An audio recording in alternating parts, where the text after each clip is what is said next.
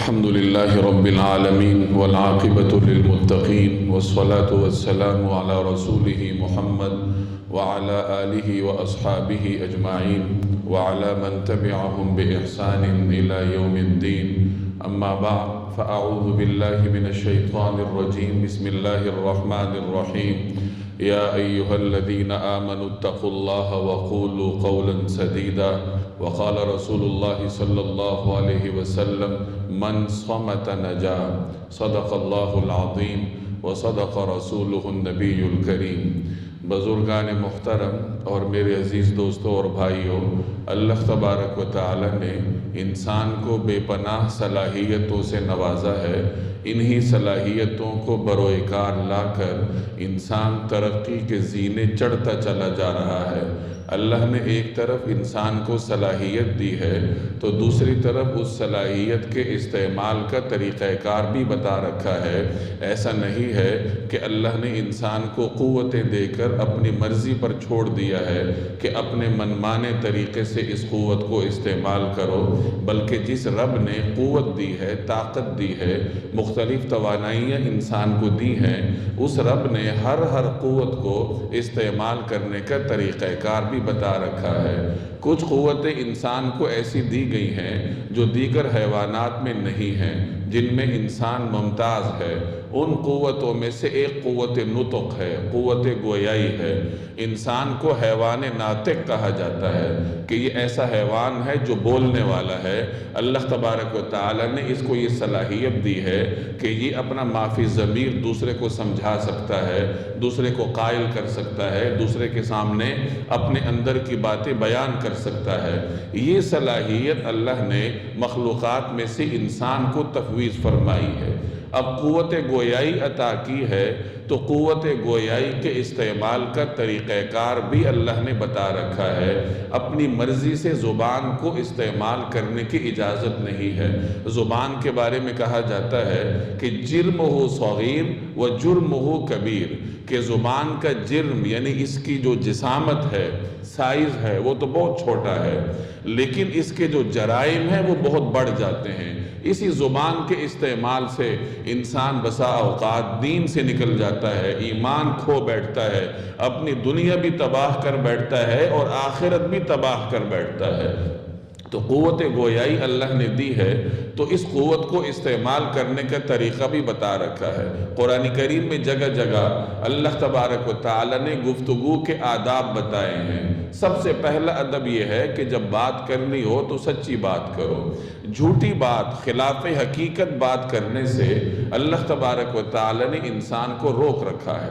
دوسرا ادب یہ ہے کہ وَقُولُوا قَوْلًا سَدِيدًا، کہ صاف ستھری اور سیدھی بات کہو. جب بھی کوئی بات کرنی ہو تو سیدھی بات کرو، لچھے دار گفتگو، زمانی گفتگو، ایسی گفتگو کہ آپ کچھ اور کہہ رہے ہو، اگلا کچھ اور سمجھتا ہو، آپ کا مطلب کچھ اور ہو. اس قسم کی زمانی گفتگو جیسے ہمارے ہاں صحافی لوگ کرتے ہیں یا وہ کلام رواج ہے، تو شریعت کی نگاہ میں یہ طرز عمل ناپسندیدہ ہے. شریعت کو صاف ستھری بات پسند ہے کہ سچی بات کرو، صاف ستھری بات کرو، اور سچی اور صاف ستھری بات بھی اچھے انداز سے کہو. قرآن کریم جگہ جگہ ہمیں حکمت کی تلقین کرتا ہے کہ حکمت سے کام لو. ادعو الی سبیل ربک بالحکمہ، اپنے رب کے راستے کی طرف بلاؤ حکمت کے ساتھ. یعنی اللہ کے راستے کی طرف بلانے کی بات بھی اگر کرنی ہے تو حکمت کے ساتھ کرو. حکمت کا مطلب یہ ہے کہ آپ کے پاس معلومات تو ہیں لیکن اور معلومات بھی سچی ہیں، سچی بات آپ کرنا چاہتے ہیں، لیکن اس کو پیش ایسے انداز سے کرو کہ اس کی وجہ سے کوئی فتنہ نہ پھیلے، کسی کی دل آزاری نہ ہو. بسا اوقات سچی بات بھی انسان کے لیے نقصان دہ ہوتی ہے. جیسے غیبت ہے.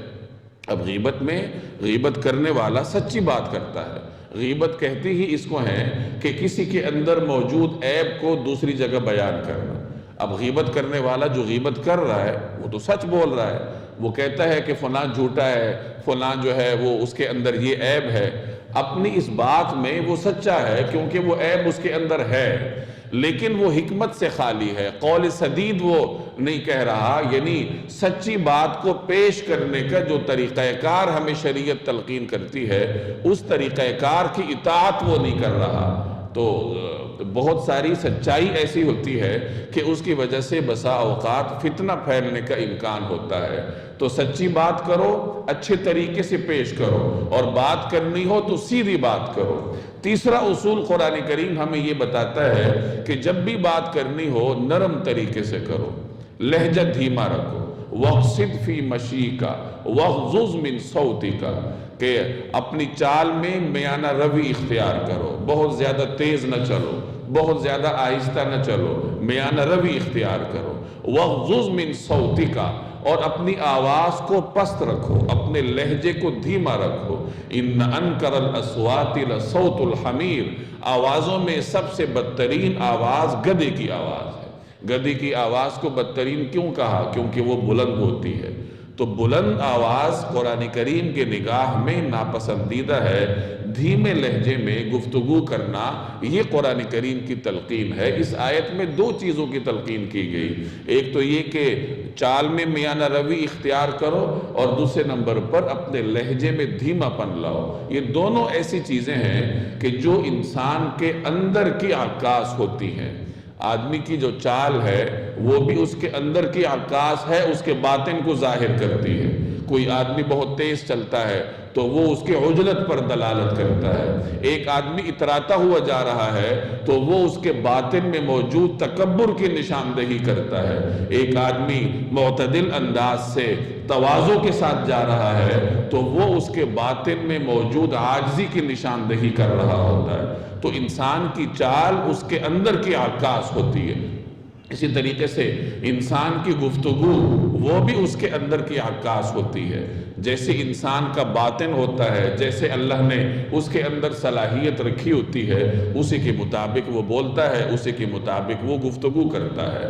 تو قرآن کریم ہمیں تیسرا ادب یہ سکھاتا ہے کہ جب بات کرنی ہو تو دھیمے لہجے کے ساتھ کرو۔ چوتھا ادب ہمیں یہ سکھاتا ہے کہ دھیمے لہجے میں بھی نرم بات کرو، سخت بات نہ کرو۔ وَقُولَا لَهُ قَوْلًا لَيِّنًا، کہ آپ دونوں اس کے پاس جا کر نرم گفتگو کرو۔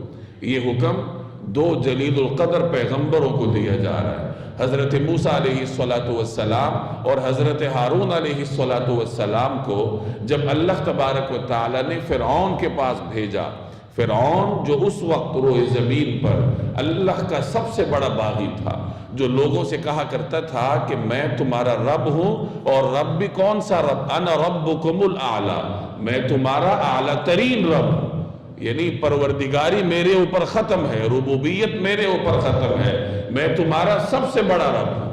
حضرت موسیٰ علیہ السلام کی اطاعت گزار ایک باندی کو اس نے صرف اس وجہ سے جلتے ہوئے تیل میں ڈال دیا، الاؤ میں جھونک دیا کہ وہ اس کی ربوبیت کو اس کے سامنے چیلنج کر رہی تھی، اور جو اس کی ربوبیت کو چیلنج کرتا اور اس کا انکار کرتا تو اس کے ہاتھ پاؤں میں کیلیں گاڑ دیا کرتا تھا۔ وہ فرعون ذی الاوتاد، کہ فرعون جو کیلوں والا تھا، اس قدر بڑا باغی ہے، اور اس کی طرف اللہ کے دو جلیل القدر پیغمبر جا رہے ہیں۔ ایک اللہ کا پیغمبر کلیم اللہ ہے حضرت موسیٰ علیہ السلام، اور دوسرے ان کے بڑے بھائی حضرت ہارون علیہ السلام ہیں۔ یہ دونوں فرعون کے دربار میں جا رہے ہیں، تو اللہ تعالیٰ ان کو نصیحت فرما رہے ہیں کہ فرعون کے پاس جا رہے ہو، گفتگو کرنی ہوگی تو نرم انداز سے کرنا۔ امام قتادہ رحمہ اللہ مشہور مفسر ہیں، وہ اس آیت کے ذیل میں لکھتے ہیں سبحانک ربی ما احلمک وما اعظمک، کہ اے رب آپ کی شان کتنی پاکیزہ ہے، آپ کا حلم کتنا بڑا ہے، آپ کی عظمت کتنی بڑی ہے۔ حلمک ھذا بفرعون، آپ کا یہ حلم کہ آپ اپنے دو پیغمبروں کو نرم لہجہ اپنانے کی تلقین کر رہے ہیں، آپ کا یہ حلم اس فرعون کے لیے ہے الذی قال انا ربکم الاعلی، جو اس روئے زمین پر یہ کہتا پھرتا تھا کہ لوگوں میں تمہارا اعلیٰ ترین رب ہوں۔ جب اتنے بڑے باغی کے ساتھ آپ کے حلم کے یہ صورتحال ہے، فَكَيْفَ يَكُونُ حِلْمُكَ بِعَبْدٍ، الذی قال سبحان ربی الاعلی، تو اس بندے کے ساتھ آپ کا حلم کتنا زیادہ ہوگا جو کہ سجدوں میں کہتا پھرتا ہے سبحان ربی الاعلی۔ یعنی یہ اللہ تبارک و تعالیٰ کا حلم ہے کہ وہ اپنے سب سے بڑے باغی کے ساتھ سخت گفتگو کو پسند نہیں کرتا، اور اپنے پیغمبر کو ہدایت کر رہا ہے کہ باغی وہ جتنا بھی بڑا ہے لیکن آپ نے دعوت دینی ہے تو نرم لہجے کے ساتھ کرنی ہے۔ وَقُلْ لِعِبَادِي يَقُولُ الَّتِي هِيَ أَحْسَنُ، آپ کہہ دیجئے میرے بندوں کو کہ بات کریں تو وہ کریں جو اچھی بات ہو۔ یہ سورہ بنی اسرائیل کی آیت ہے، اور یہ سورت اس زمانے میں نازل ہوئی تھی جب رسول اللہ صلی اللہ علیہ وسلم معراج سے تشریف لائے تھے، چونکہ اس کے آغاز میں معراج کا ذکر ہے۔ یہ مکی زمانے کا اخیر تھا، اور یہ وہ زمانہ تھا جب قریش مکہ کا رد عمل اپنے عروج پر تھا۔ وہ ہر ممکن طریقے سے مسلمانوں کو ستا رہے تھے، جناب رسول اللہ صلی اللہ علیہ وسلم کو اذیتیں دیا کرتے تھے، مختلف طریقوں سے مسلمانوں کو اذیت کا شکار کرتے تھے۔ آپ علیہ السلام کو کبھی ساحر کہتے تھے، کبھی آپ کی طرف جنون کی نسبت کرتے تھے، کبھی لوگوں کے راستے میں کانٹے بچھائے جاتے تھے۔ جہاں آپ دعوت دینے کے لیے جاتے وہ پیچھے سے آپ کا انکار کرنے کے لیے پہنچ جایا کرتے تھے۔ اگر کوئی مکہ کے باہر سے آدمی آتا ہے تو انہوں نے راستے تقسیم کر رکھے ہوتے تھے کہ فلاں راستے پر فلاں کھڑا ہوگا، فلاں راستے پر فلاں کھڑا ہوگا، تاکہ ایسا نہ ہو کہ باہر سے آنے والا وہ نبی کریم صلی اللہ علیہ وسلم کے پاس پہنچ جائے۔ باہر سے آنے والوں کا ذہن خراب کرنے کے لیے، ان کو افواہوں میں مبتلا کرنے کے لیے انہوں نے اپنے درمیان راستے تقسیم کیے ہوتے تھے۔ اس قدر رد عمل تھا قریش کا۔ اس جبر کے ماحول میں بھی اللہ تبارک و تعالی اپنے پیغمبر کو ہدایت کر رہا ہے کہ میرے بندوں سے کہہ دیجئے۔ اور اس وقت بندے یہی صحابہ کرام تھے جو کہ قریش کے ظلم کا شکار تھے، جو ان کی جبر کا شکار تھے، جو ان کے قہر کا شکار تھے۔ ایسے ماحول میں بھی صحابہ سے کہا جا رہا ہے کہ دیکھو بات کرنی ہو تو اچھی بات کرو۔ قریش مکہ کو اگر دعوت دینی ہے نرم طریقے سے دعوت دیں۔ اس کے ذیل میں مفسرین لکھتے ہیں کہ کسی کو یہ کہنا کہ تو جہنم جائے گا، کسی شخص کے بارے میں اس طرح کی گفتگو کرنا کہ تمہیں اللہ یہ سزا دے گا، تو اللہ تبارک و تعالیٰ نے اس طرح کی گفتگو سے بھی انسان کو منع کیا ہے، اور وجہ بھی بتائی ہے، ان الشیطان ینزغ بینہم، کیونکہ شیطان ان کے درمیان پھوٹ ڈال دے گا، اختلاف ڈال دے گا۔ وَقُلْ لِعِبَادِي يَقُولُ الَّتِي هِيَ أَحْسَنُ، میرے بندوں سے کہہ دیجئے کہ اچھی بات کریں۔ کیوں؟ اگر اچھی بات نہیں کریں گے تو ان الشیطان ینزغ بینہم، شیطان ان کے درمیان پھوٹ ڈال دے گا۔ گویا ہمیں ایک اصول بتا دیا کہ تمہارا سخت لہجہ، اگرچہ تم سچی بات کر رہے ہو لیکن سخت لہجے کے ساتھ کرو گے تو معاشرہ افتراق کا شکار ہو جائے گا، اور نرم لہجے کے ساتھ گفتگو کرو گے تو پھر معاشرہ اتحاد کی طرف آئے گا۔ گویا سخت لب و لہجہ معاشرے کے درمیان تفریق ڈالتا ہے۔ جناب نبی کریم صلی اللہ علیہ وسلم کے اوصاف کا ذکر کرتے ہوئے قرآن کریم ایک جگہ ہمیں بتاتا ہے کہ فَبِمَا رَحْمَةٍ مِّنَ اللَّهِ لِنْتَ لَهُمْ، کہ اللہ تبارک و تعالیٰ کی رحمت ہے کہ اللہ نے آپ کو ان کے لیے نرم بنایا، کہ نبی کریم صلی اللہ علیہ وسلم نرمی کے ساتھ پیش آتے ہیں، نرمی کے ساتھ گفتگو فرماتے ہیں۔ وَلَوْ كُنْتَ فَظًّا غَلِيظَ الْقَلْبِ لَانفَضُّوا مِنْ حَوْلِكَ، اگر آپ کے اندر سخت گوئی ہوتی، تندخوئی ہوتی تو یہ آپ کے ارد گرد سے چھٹ جاتے۔ یعنی نرم گفتگو کرنا یہ لوگوں کو جمع کیے رکھتا ہے۔ اگر کسی خاندان کا سربراہ نرم گفتگو کرتا ہوگا، حکمت سے لبریز ہوگا، اس کا خاندان متحد ہوگا۔ لوگوں کے خاندان بکھرتے ہیں، گھر ٹوٹ جاتے ہیں، بچے خوار ہوتے ہیں، اس کے جہاں اور اسباب ہوتے ہیں، اگر اس کے اسباب کو تلاش کیا جائے تو ایک سبب یہ بھی ہوتا ہے کہ اس خاندان کا سربراہ تندخو ہوتا ہے، وہ سخت گیر ہوتا ہے، وہ درست بات بھی سخت لب و لہجے میں کرتا ہے۔ اس کا نتیجہ یہ ہے کہ اس کے بچے باغی ہو جاتے ہیں، بسا اوقات خاندان ٹوٹ جاتے ہیں، بیوی رہنے سے انکار کر دیتی ہے۔ تو یہ قرآن کریم ہمیں بنیادی اصول بتاتا ہے کہ نرم لہجے میں گفتگو کرو گے تو پھر خاندان بھی جڑا رہے گا اور معاشرے میں یگانگت آئے گی، اور لہجوں میں جب سختی آئے گی، درستی آئے گی تو خاندان بھی بکھریں گے اور معاشرہ بھی بکھرتا چلا جائے گا۔ تو یہ وہ بنیادی اصول ہیں جو کہ قرآن کریم ہمیں تلقین کرتا ہے کہ گفتگو کرنی ہے تو کیسے کرنی ہے۔ نبی کریم صلی اللہ علیہ وسلم نے اپنے مختلف فرامین میں زبان کے استعمال کا طریقہ کار بتا رکھا ہے۔ بہت اہم اصول آپ نے بتایا، من صمت نجا، جو آدمی خاموش رہا وہ نجات پا گیا۔ 3 الفاظ میں من صمت نجا، ان 3 الفاظ میں جناب نبی کریم صلی اللہ علیہ وسلم نے نجات کا نسخہ بتا دیا۔ جب بھی آدمی بات کرتا ہے وہ خطرے میں ہوتا ہے، اور خاموش آدمی فائدے میں ہوتا ہے۔ اب یہاں میں بات کر رہا ہوں تو میں خطرے میں ہوں کہ میں غلط بات نہ کر بیٹھوں، کسی چیز کی غلط نسبت دین کی طرف نہ کر بیٹھوں، تو میں خطرے میں ہوں۔ آپ اطمینان سے بیٹھیں، خاموش ہیں تو آپ امن میں ہیں۔ تو ہمیشہ جو شخص خاموش رہتا ہے وہ امن میں رہتا ہے، اور بولنے والا ہمیشہ خطرے میں ہوتا ہے۔ جو جتنا زیادہ بولتا ہے اسی قدر اس کی غلطیاں بھی زیادہ ہوتی ہیں، اور جو جتنا زیادہ خاموش رہتا ہے اسی قدر غلطیوں سے وہ محفوظ رہتا ہے۔ قدیم زمانے میں ہمارے بزرگ لوگوں کو خاموشی بھی سکھایا کرتے تھے۔ جس طریقے سے آج کل مختلف اداروں میں انجمنیں ہوتی ہیں، بزم ہوتی ہے بچوں کو بولنا سکھانے کے لیے، اسی طریقے سے بزرگان کے ہاں اپنے مریدین کو خاموشی سکھانے کے لیے بھی باقاعدہ مشق کرائی جاتی تھی کہ ہر وقت زبان چلتی نہ رہے بلکہ انسان میں خاموشی کی عادت پڑے۔ تو ایک تو آپ نے ادب یہ بتایا کہ زبان کم استعمال کرو۔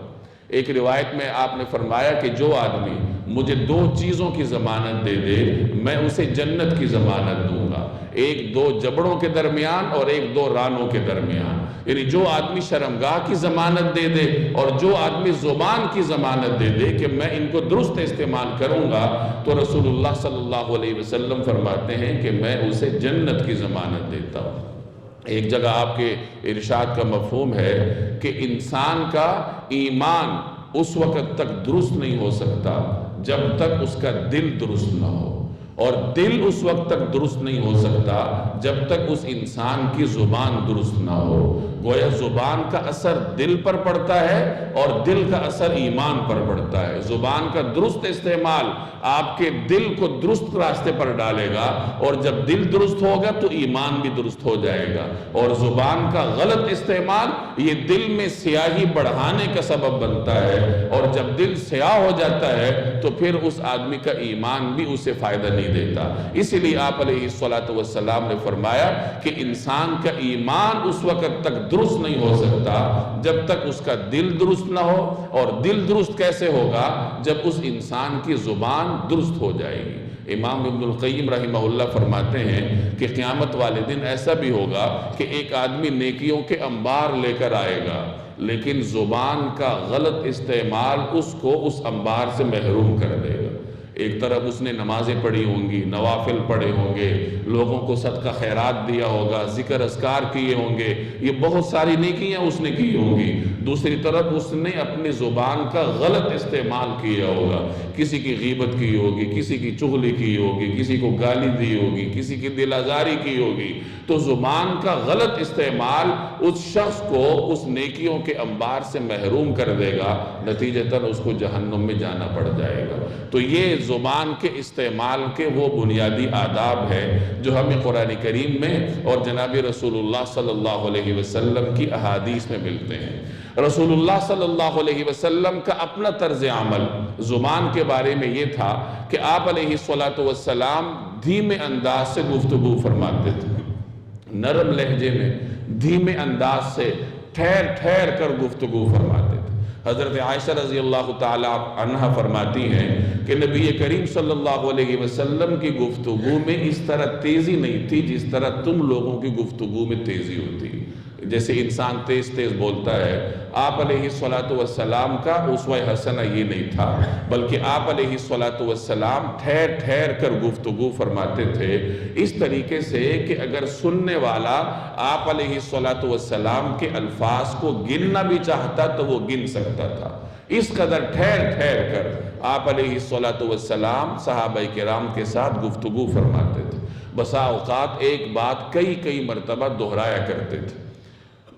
ایک صحابی کہتے ہیں کہ ایک مرتبہ میں نبی کریم صلی اللہ علیہ وسلم کے پیچھے نماز پڑھنے کے لیے گیا۔ حضرت معاویہ بن حکم یہ بدوی صحابی تھے، صحرا میں رہتے تھے۔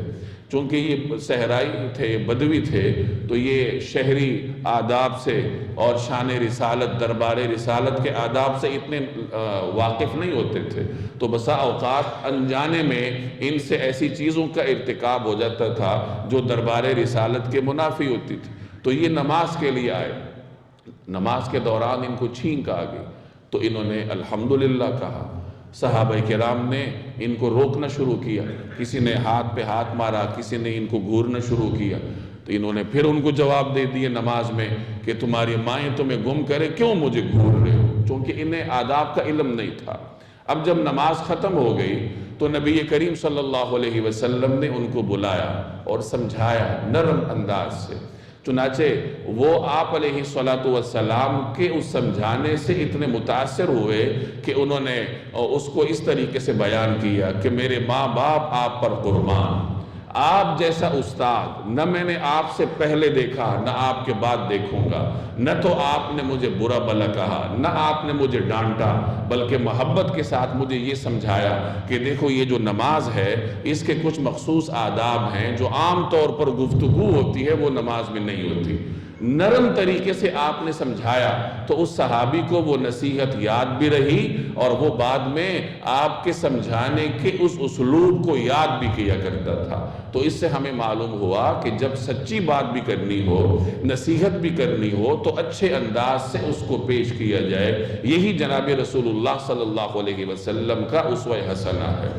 بعض اوقات زبان کا غلط استعمال انسان کو ہلاکت میں ڈال دیتا ہے۔ حضرت معاذ رضی اللہ تعالی عنہ کو ایک مرتبہ نبی کریم صلی اللہ علیہ وسلم نے کچھ نصیحتیں فرمائیں اور پھر آخر میں فرمایا کہ میں آپ کو ایک ایسی چیز بتاتا ہوں جس پر ان تمام چیزوں کا دار و مدار ہے، یعنی یہ جو نصیحتیں میں نے تمہیں کی ہیں ان تمام کا دار و مدار ایک مختصر سی چیز پر ہے۔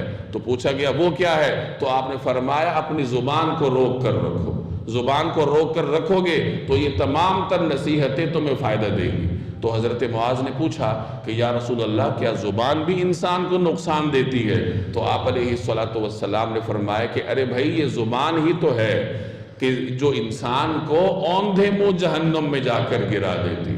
انسان اپنی زبان سے بوئی ہوئی کھیتی کو قیامت کے دن کاٹے گا اور وہی کھیتیاں اس کو اوندھے منہ جہنم میں گرانے کا سبب بن جائیں گی۔ تو ان تمام تر آداب پر عمل کرنا چاہیے، بالخصوص آج کل کے زمانے میں۔